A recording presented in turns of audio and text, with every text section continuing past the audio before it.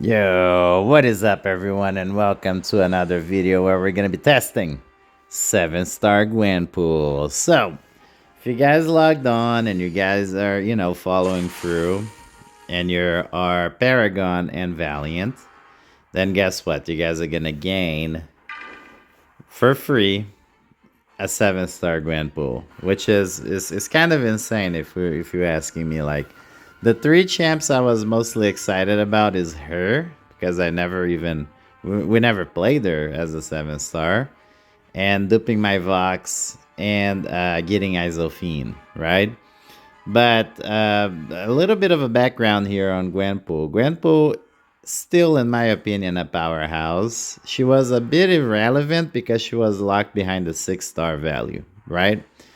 Also, there are other champs that have way more utility and do, way better than she does. But she has this ability. If you awaken her, that you don't die, you could tank SP3s. You could literally keep tanking SP3s. And that would be interesting to see. Not only that, because as you keep on building up her combo, she also shuts down ability accuracy. So she's a big ability accuracy reduction character as well. All you need is just wake her up once and you get that ability. And obviously, I don't know when we're gonna have that, but I just want to show you guys here in 291,000 health how is her rotation and how I like to play her. So there are many ways you could play her. There's not like a set thing. In a short content like this, what I would do is I'll just go straight to an SP2 and then refresh the innervate and then let the bleeds do the job. I don't know why my game is so laggy there, but oh well. And the way she works is once you place, so for example here, SP1 applies the incinerate. In order for you to keep your incinerate, you have to apply or throw a heavy to refresh a bleed, so that way that incinerate stays and sticks. So even though the incinerate will expire, it will come back on, because once you put in a new debuff like a bleed, and that only works with a bleed, then guess what? You're gonna keep refreshing that. So now he won't gain any power. And you could basically keep on doing this, man. Now he's just like powered locked throughout the entire match. I mean, Jesus Christ, dude, chill. What the fuck? Let me restart there. Man, this is what happens when I'm yapping a lot, though. This is the problem. Alright, let's restart over here real quick. This is the Chronoversary, by the way. And I have not ranked her up to rank 2 or anything.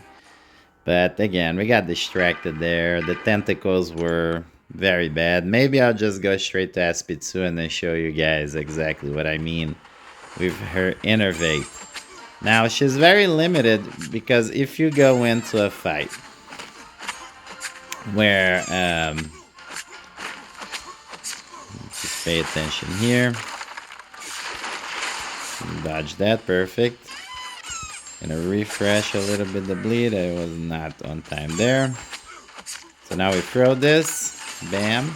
Now I'm just gonna bait this special, because we could keep on power locked as long as we refresh that bleed. So right here, this is how we used to do it back in the day, guys. Just like that. Just like that. See that? But now, you don't gain the bleed anymore, because this is what happened. They nerfed it. So, you can't do that style anymore. But, I mean, just being able to, power lock your opponent like that and have him against the corner, it's just valuable to me, Now, she has Incinerate on his special 1, and she has Innervate on her special 2, and she has Armor Break, which is massive. I'm telling you, massive. You see those bleeds sticking? They're nasty. They're massive for her damage, and I'm gonna show you guys that in just a second there. I just wanted to show you guys like what she feels like when you're talking about like a smaller pool Maybe you go in and fight somebody in Battlegrounds or something like that, then the rotation is very simple. You don't need to go to an SP3 because she does a ton of damage. Unless the opponent is bleed immune. If they're bleed immune, you do want to go to an SP3. The only problem is I don't think you're going to be able to, if I remember correctly, if he shows that the guy is immune to something, that does not count as a way to refresh the armor, right? So she's very much so a little specific in that way. But I remember Brian Grant taking her to Labyrinth of Legends as a 4-star, I believe, when back in the day where 4 stars were a thing, believe it or not. And 7 stars were not even a thought, man. 7 stars were like, what? They would never come to the game kind of thing, let alone 6 stars, right? So let's go over and see how she does on a longer fight. I believe this is mostly more like Battlegrounds a bit, right? But I'll show you guys how much of a monstrosity she is. She's not recoil friendly, but I'm gonna show you guys here a synergy that I use with Nick Fury and Deadpool X Force, which is now awesome. If you want to use that synergy now, man, now you get a chance to do it, because Deadpool X Force is indeed a force right now. It's crazy how that guy is so good now. He just literally deletes champions out of this game. I never thought I'll see the day that I will see Deadpool X Force being a force. Now bring that same energy for God of Thunder, Kabam. Come on now. Alright, so here we go. He now has armor break. And you guys are going to see that that armor break is going to stick for a long time, guys. It's going to stay for a long time. We don't need to worry about it. As long as you put a new bleed or refresh it once, look, it won't expire. It just comes right back. The SP1 has the incinerate, and you could also eventually stun lock them right there. And look, he's gone, man. He's just gone. And she's only rank 1. Mind you, she's not even awakened either. Like, if you awaken this girl, and I'm telling you guys this from my own personal experience, I played this chick for ages. Ages. I loved playing. She was my 3rd 5-star as a maxed out. Like, no bullshit. She was my 3rd one. My first one was Medusa.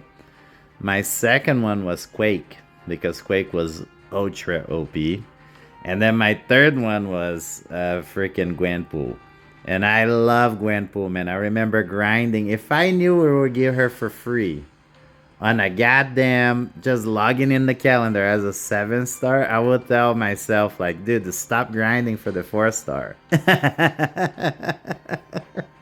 I literally grinded for this chick like a madman. I put 8 million, which back in the day, putting 8 million on a 4-star basic arena was crazy. The amount of time and the amount of effort you had to do to get the 8 million back in the day.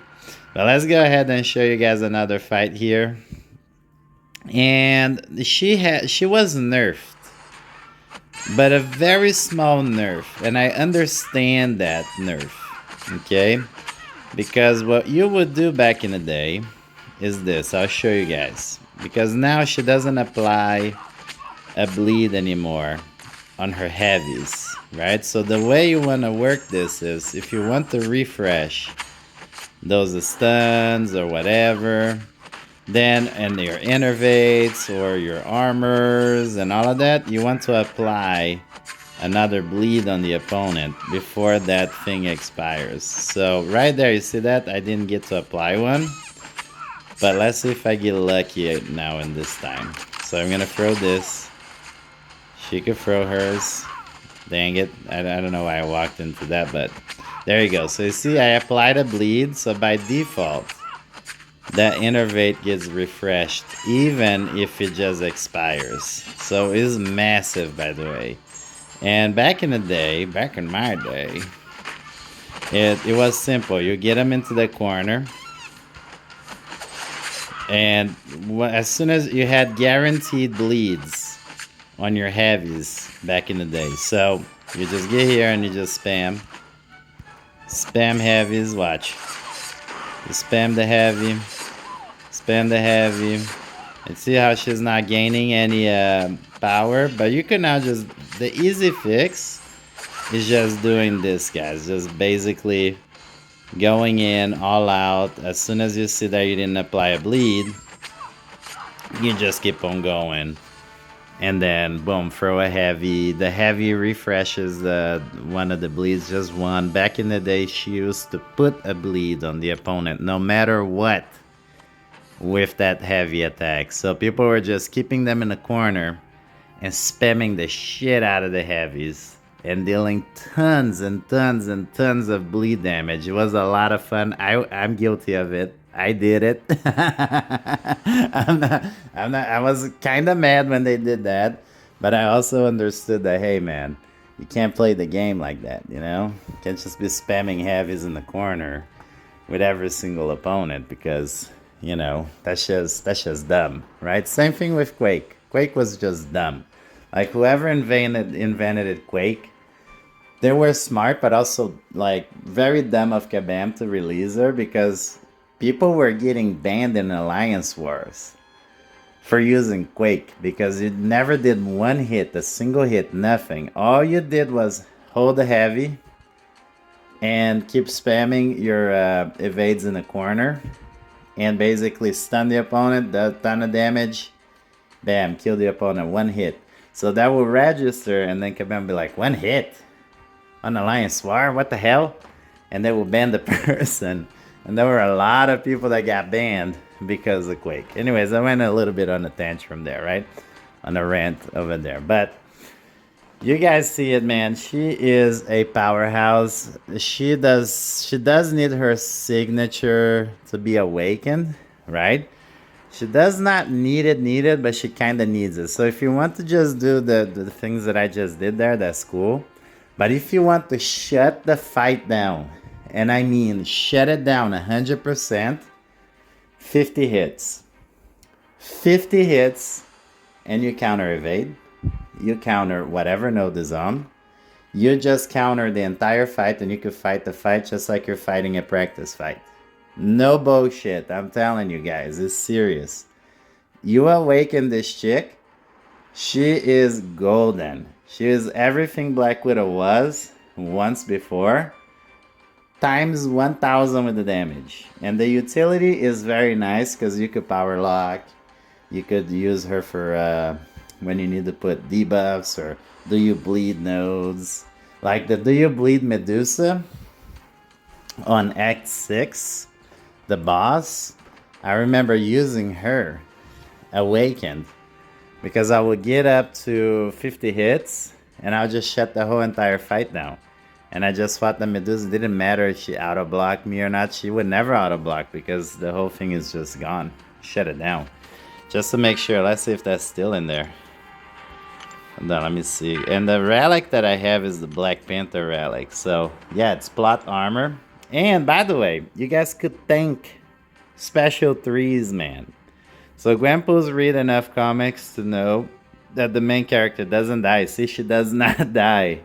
Preventing her from losing more than 82.23 to 51 to 94% of her current health per hit. That's massive from special attacks. She also reduces her opponent's defensive ability accuracy based on her current combo count. 50. I'm telling you guys, that's 50. And man, oh man, she is just bonkers. Bonkers. I am very happy that she got released as a 7-star. I will be eventually ranking her up to rank 2. But I will only rank her up to rank 3 if I get to awaken her. If I don't get to awaken her, I'm not doing it, because her awaken ability for me is massive, in my opinion. Massive. She could even do serpent fights. I'm not bullshitting you guys. You could do serpent fights. You could shut down his power gain.